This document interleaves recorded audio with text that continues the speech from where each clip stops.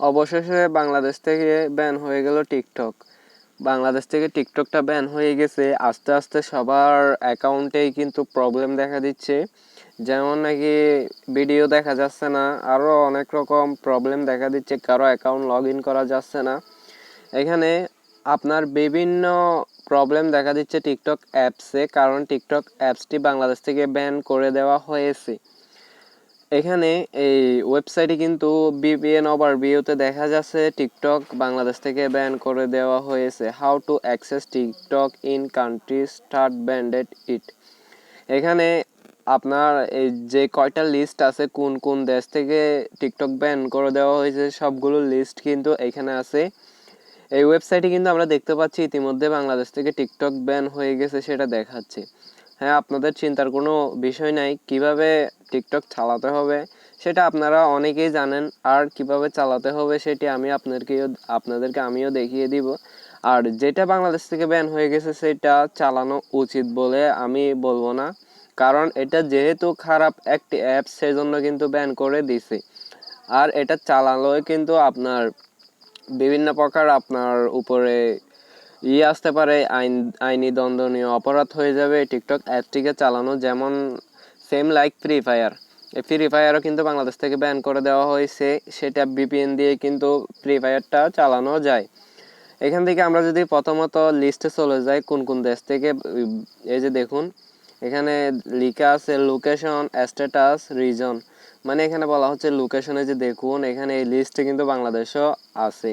এই যে দেখুন ইন্ডিয়া থেকে ব্যান করে দিছে, তারপরে রাশিয়া থেকে ব্যান করে দেওয়া হয়েছে, তারপরে অস্ট্রেলিয়া, এগুলোতে এখনো ব্যান হয় নাই। এই যে এগুলো দেখতে পাচ্ছেন আপনি, এগুলো কিন্তু ব্যান করে দেওয়া হয়েছে, যেগুলো ইন্ডিয়া থেকে ব্যান করে দিয়েছে 2020 সালে।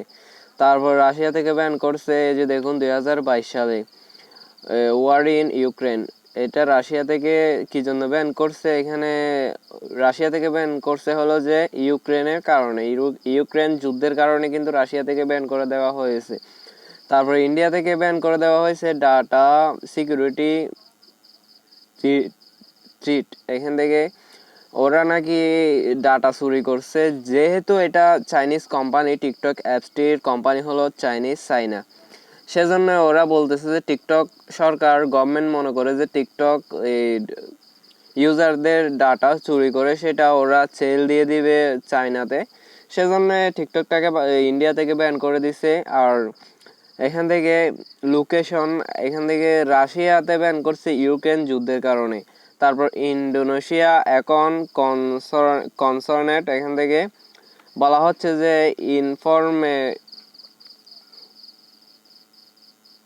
ইনফরমেটিভ কন্টেন্ট, এখানে বলা হচ্ছে যে অশ্লীল ভিডিওর কারণে। তারপর এখানে বাংলাদেশ থেকে কনসার্নেন্ট ইনফরমেটিভ কন্টেন্ট, এখানে বাংলাদেশেও সেম, এখানে অশ্লীল ভিডিওর কারণে কিন্তু বাংলাদেশ থেকেও টিকটক অ্যাপসটিকে ব্যান করে দেওয়া হয়েছে।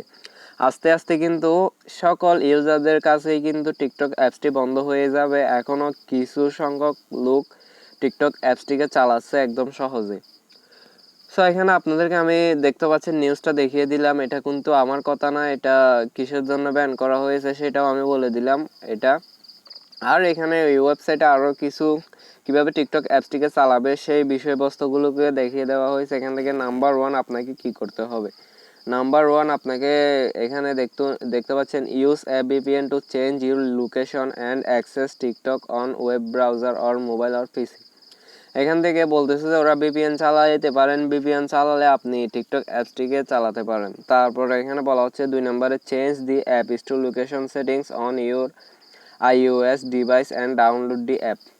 এখানে বলা হচ্ছে যে আপনার অ্যাপ স্টোর মানে আপনার আইফোন, iOS এই ডিভাইসগুলোতে আপনাকে আপনার লোকেশন চেঞ্জ করতে হবে অ্যাপ স্টোরে, তাহলে আপনি অ্যাপসটিকে ডাউনলোড করতে পারবেন। তারপর এখানে বলা হচ্ছে 3 with your phone and touch sideload the APK file on your Android device।